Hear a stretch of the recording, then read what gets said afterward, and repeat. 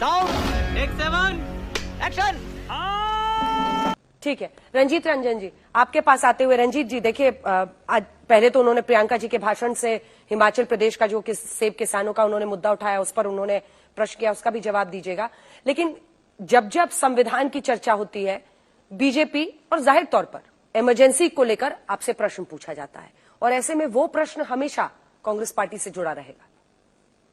तू तो गया बेटे।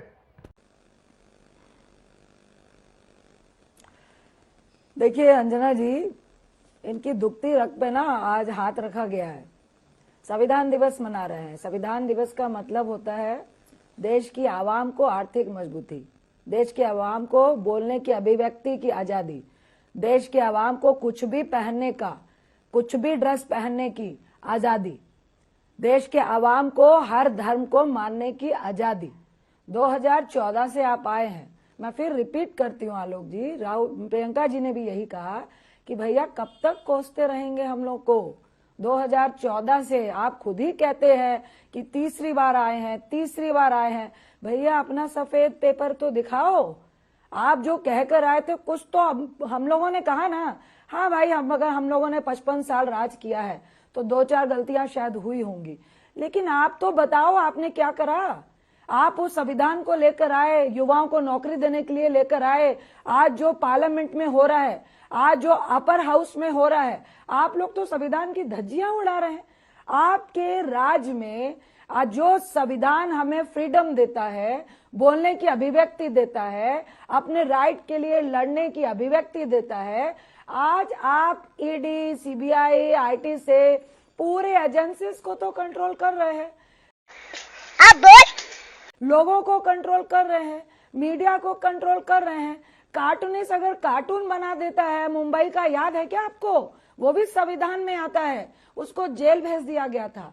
कितने सोशलिस्ट को सिर्फ व्यंग करने के लिए जेल भेज दिया जाता है, और आज आपका संविधान की धज्जियां उड़ाते हुए अपर हाउस को भी कंट्रोल करने की जो कोशिश हो रही है, जो स्पीकर का पद है, वाइस प्रेसिडेंट का पद है, वाइस प्रेसिडेंट से भी ऊपर का पद स्पीकर का पद कहा जाता है, जिसमें प्रधानमंत्री को भी माननीय सभापति कहना पड़ता है, उस पद की भी गरिमा नहीं रखी।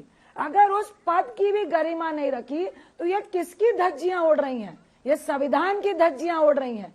आप देश की सबसे बड़ी पंचायत को भी आप कंट्रोल करना चाह रहे हैं। क्या संविधान में लिखा है क्या? आप उनसे पूछिए, संविधान में लिखा है क्या कि जिसकी सत्ता आएगी वो अपनी मनमानी से सदन को चलाएगा, सदन को चलाने की कोशिश करेगा? इधर उधर की बात ना करें, आप अपनी रिपोर्ट कार्ड लेकर आए। अब्बा नहीं मानेंगे।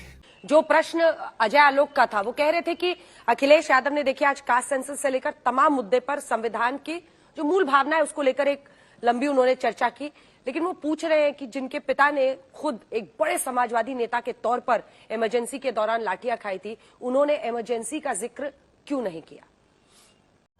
नहीं सारुण के यहाँ कुछ तो गड़बड़ है, जरूर कोई ना कोई गड़बड़। जी धन्यवाद। देखिए पहले तो ये वो मंथनिरपेक्ष की बात कर रहे थे, तो ये ज्ञात है कि 42वें संविधान संशोधन में जब मंथनिरपेक्ष शब्द का प्रयोग किया गया, लेकिन संविधान में कई ऐसे अनुच्छेद मौजूद थे जिनके आधार पर भारत को पहले से भी धर्मनिरपेक्ष राज्य कहा जा सकता था। भारत में संविधान द्वारा नागरिकों को यह विश्वास दिलाया गया था कि उनके साथ धर्म के आधार पर कोई भेदभाव नहीं होगा।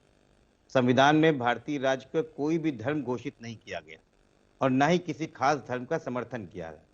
इनफैक्ट संविधान के अनुच्छेद 14 के अनुसार भारतीय राज्य क्षेत्र में सभी व्यक्ति को कानून की दृष्टि से समान होंगे, धर्म, जाति अथवा लिंग के आधार पर उनके साथ कोई भेदभाव नहीं किया जाएगा। क्या भारतीय जनता पार्टी के प्रवक्ता इस बात की सुनिश्चित करते हैं कि जो पिछले 10 सालों से इस देश में हो रहा है, एक धर्म विशेष पर टिप्पणी करके उसको अलग थलग करके दोयम दर्जे का नागरिक क्यों बनाया जा रहा है? क्या ये संविधान की आलोचना नहीं है? क्या बाबा साहब भीमराव अम्बेडकर के संविधान की तौहीन नहीं है? तो ये हमको ज्ञान देने से पहले अपने ऊपर पहले देखा करें। क्यों हिला डाला ना? अब बात करी है कि माननीय मुलायम सिंह यादव और समाजवादी सोच के लिए, हाँ ये बात बिल्कुल सही है और इस बात को मानता हूं कि इमरजेंसी का दौरान भारत के संविधान के ऊपर एक काला धब्बा था, है और रहेगा, इससे कांग्रेस पार्टी भी मुंह नहीं मोड़ सकती है। लेकिन उस समय के अधिनायकवाद के खिलाफ था। अगर उस समय भारतीय जनता पार्टी ये करती तब भी नेता मुलायम सिंह यादव उसके खिलाफ होते। आज भारतीय जनता पार्टी कर रही है तो आज अखिलेश यादव उसके खिलाफ खड़ेंगे।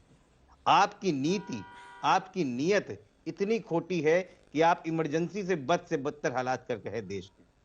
जिस प्रकार से देश को आपने धर्म के नाम पे काटा है, जिस प्रकार से धर्म को अलग अलग हिस्सों में आपने काट दिया है, रंग रूप राज्य हर जगह तो आपने लड़ाई लड़ा दी है। और आप लगातार बात करते हैं कि संविधान की आप रक्षा करते हैं। अगर ये बात बिल्कुल सही है, अगर आज भारतीय जनता पार्टी को किसी ने इस संविधान को बदलने में रोका है तो वो माननीय अखिलेश यादव और समाजवादी पार्टी है। वरना ये तो वो लोग हैं जिनके मुंह में ये जबान चढ़ गई थी कि अब की बार 400 पार और संविधान बदल के देंगे। क्या रह गया इनके अंदर?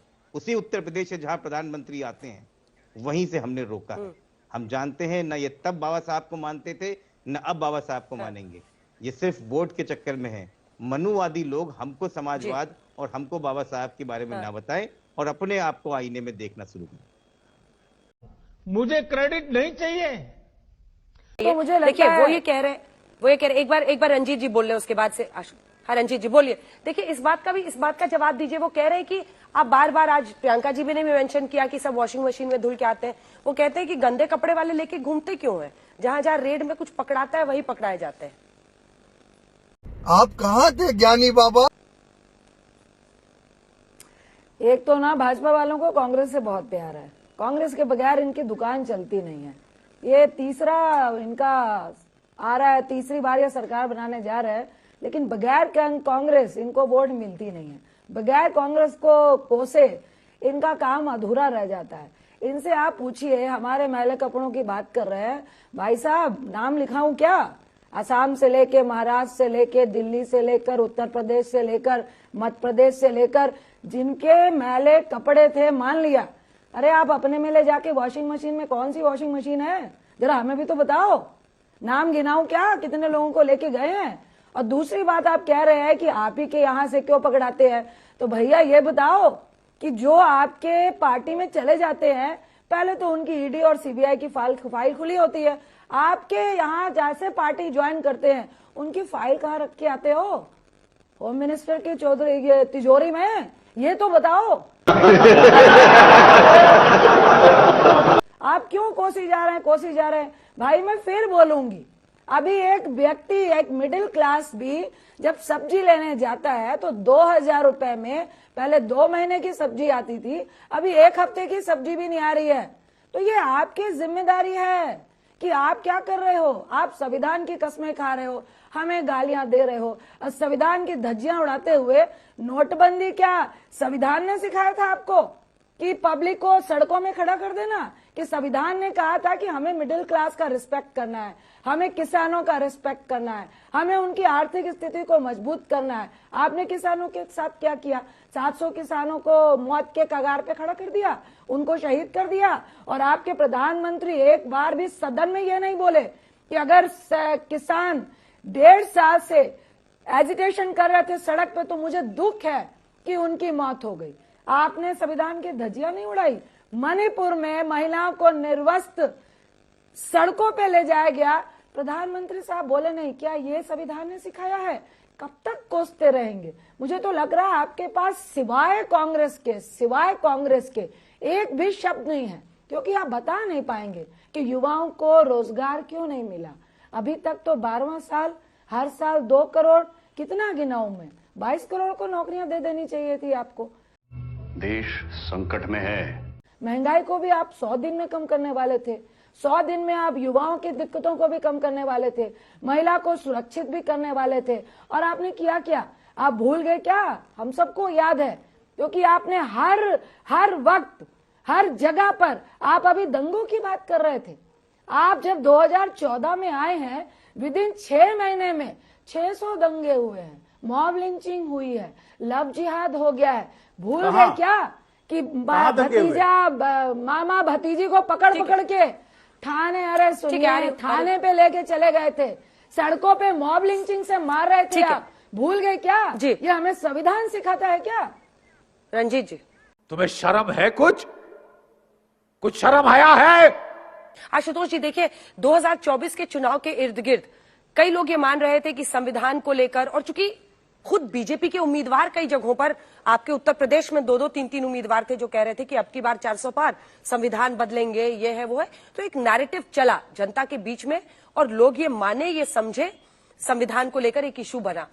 ऐसे में क्या संविधान पर बीजेपी को घेरना अभी भी फायदे का एक सौदा है विपक्ष के लिए, या आप लोगों को गेम प्लान चेंज करना चाहिए? और पॉलिटिकली अगर आपको एक एज चाहिए बीजेपी के खिलाफ, तो आपको अभी भी महंगाई, बेरोजगारी या संभल जैसे मुद्दे, इन पर ज्यादा फोकस करना चाहिए? एक एनालिटिकल सवाल है ये मेरा। क्या क्या कहना क्या चाह रहे हैं भाई आप? हाथरस जैसी घटना वो हमारे लिए मुद्दे रहे हैं, लेकिन ये तो भारतीय जनता पार्टी ने खुद अपने आप को दिया, विपक्ष को दिया हथियार था, हम उसको क्यों नहीं उठाएंगे? और हम किसी भी कीमत पे संविधान से छेड़छाड़ तो करने भी नहीं देंगे। ये उसमें ना रहे कि कुछ हो सकता है।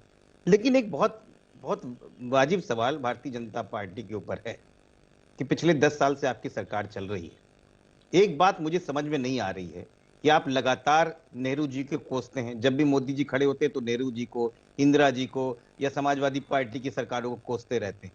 एक बात आप बताइए इस देश को कि इसके पहले की सरकारों में 1962 का भी लड़ाई हुई, 65 की लड़ाई हुई, 71 की लड़ाई हुई, प्लेग आया, मलेरिया आया, हैजा, टीबी जैसी महामारियां हुई, उसका मुफ्त इलाज भी हुआ करता था, पूरे देश में टीकाकरण भी हुआ करता था, लगातार मुफ्त टीकाकरण हम हर जगह हमने देखा है। और आपके खिलाफ खरबों का घोटाला भी हुआ करता था, भ्रष्टाचार भी खूब होता था, सरकारी अस्पताल तब भी फ्री मिलते थे, स्कूल तब भी फ्री थे, सरकारी नौकरियों की कोई कमी नहीं थी, भत्ता हमेशा हमेशा बढ़ता था, 131% तक भत्ता दिया। हम लोगों का एलपीजी सिलेंडर कभी भी 1000 के पार नहीं गया, पेट्रोल कभी भी जो है 100 के ऊपर नहीं गया, देश की जीडीपी 8% तक गई।